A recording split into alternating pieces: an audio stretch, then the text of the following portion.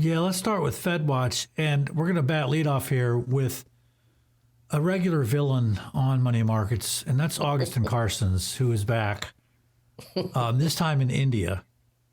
And he's talking about digitizing money. That's his basically one and only topic, is how he wants to digitize money. But he's got a couple of new angles this time.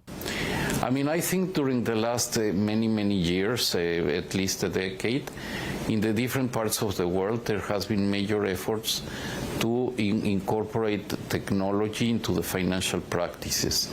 But if we compare that effort with other developments, for example, the development of the iPhone, where you can do many things out of your handheld device, we cannot say that that is the case in financial transactions.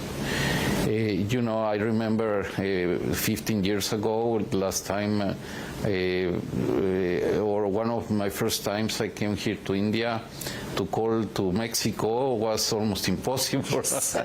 Yesterday I called my mother through WhatsApp in 3 seconds. So that's a dramatic development. The same thing should happen in the payment system. What Carstens has done in the past, and we've shown this video many times, you clipped it out of an IMF payment system, right, is he's talked about the ability to make the rules centrally and enforce them centrally. Right. In what is arguably the most scary 50-second video ever created. And now we see Carstens suddenly a softer, friendlier, kinder, gentler Carstens promoting how wonderful this new innovation will be, and will be great for communicating with your mom, right? Right. Well, we'll get to the mom part. Out of the closet. We'll get to the mom part in a minute. But you're right. That was a scary clip it was about exactly 4 years ago. Carstens said, well, the difference, we don't like dollar bills and peso notes because we don't know who's spending them and on what.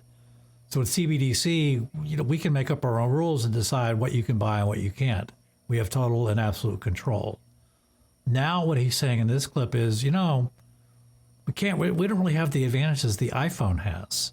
That's what he's after. Is like when you use your card and you use tokens and stuff, it's not really part of your phone. He says, and what he's getting at is when people use iPhones to do things, their apps, a lot of times those apps are free because, as we've talked about on money markets before, you're the product.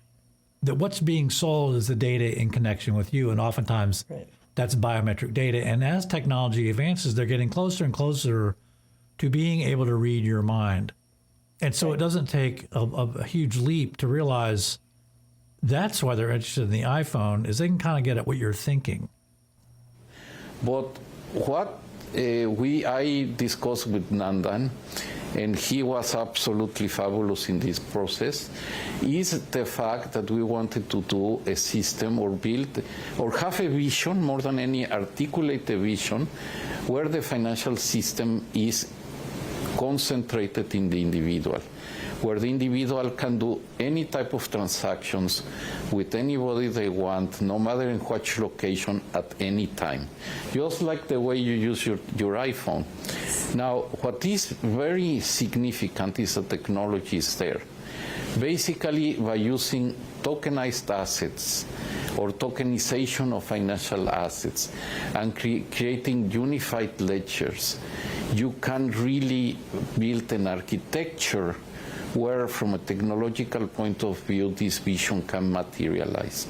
But we're talking about central bankers centrally being able to replace the entire fiscal line of government. So the executive branch and the legislature can now be replaced by the central bankers who can write the rules and enforce the rules. That's exactly, he's talking about central bankers going from running the monetary policy to running fiscal policy as well, including fiscal enforcement. Right. So it's again, we are seeing the merger, like the going direct reset. It's the merger of monetary and fiscal matters into one entity. Right. One entity globally. They're going direct right into your head.